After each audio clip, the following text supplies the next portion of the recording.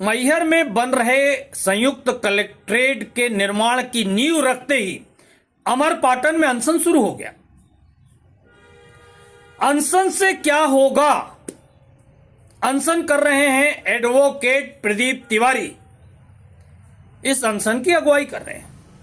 मैं एक ही चीज समझ पा रहा हूं कि प्रदीप तिवारी शायद अमरपाटन विधानसभा से चुनाव लड़ना चाहते हैं, क्योंकि उनके जो यह कार्यप्रणाली, यह दृश्य हैं, यह देखने के बाद तो मुझे ऐसा ही लगता है कि प्रदीप तिवारी चुनाव लड़ने की तैयारी कर रहे हैं।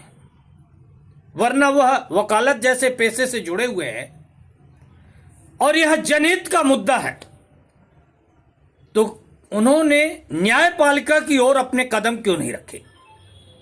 न्यायपालिका में क्यों नहीं गए? संयुक्त कलेक्ट्रेट जो बन रहा है, इसकी आवाज पिछले कई महीनों से जब मैं उठा रहा हूं,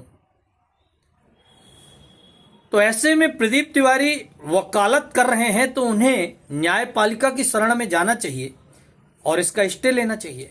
उन्होंने ऐसा नहीं किया। कोई बात नहीं, अमरपाटन विधायक कांग्रेस के हैं, विपक्षी दल के हैं, विपक्ष में हैं। राजेंद्र कुमार सिंह क्या कर रहे हैं?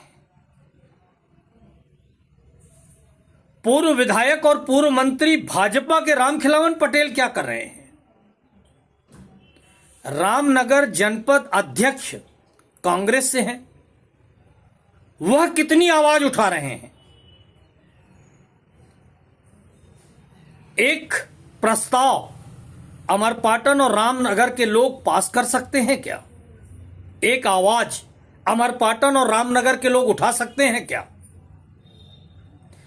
मैं किसी संवैधानिक पद पर होता, जनता द्वारा चुना हुआ नेता होता, जनप्रतिनिधि होता, विधायक होता, जनपद अध्यक्ष होता, नगर पंचायत अध्यक्ष होता, तो मैं एक प्रस्ताव पारित करता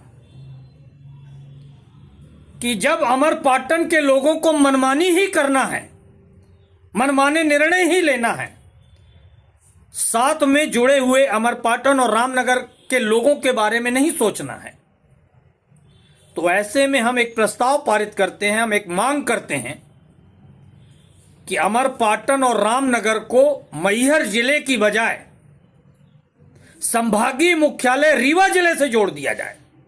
हमें मैहर से नहीं जुड़ना है।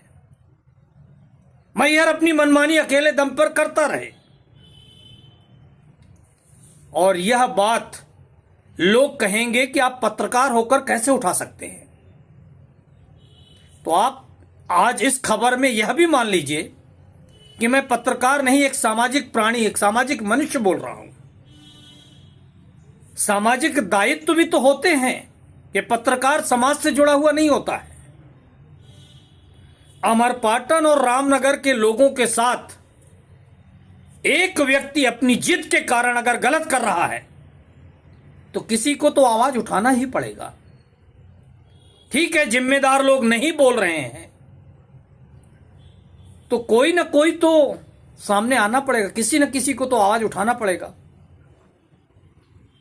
तो अनशन करने वाले एडवोकेट प्रदीप तिवारी के लिए मैं तो यही कहूंगा कि वह उच्च न्यायालय की ओर जाए और एक जनहित याचिका दायर कर इस बात का स्टे ले कि इस पर विचार किया जाए कि जहां संयुक्त कलेक्ट्रेट की नींव रखी गई है वह पूरे जिले के जनता के हित की नहीं है। पूरे मैहर जिले के जनता के हितों को ध्यान में रखते हुए संयुक्त कलेक्ट्रेट नहीं बनाया जा रहा। दूसरा, जो जनप्रतिनिधि हैं, छोटे बड़े सभी मिलकर, ग्राम पंचायत से लेकर विधायक तक, यह मांग करें कि हम मैहर के बजाय रीवा से जुड़ना चाहेंगे। बगल में रीवा भी तो है।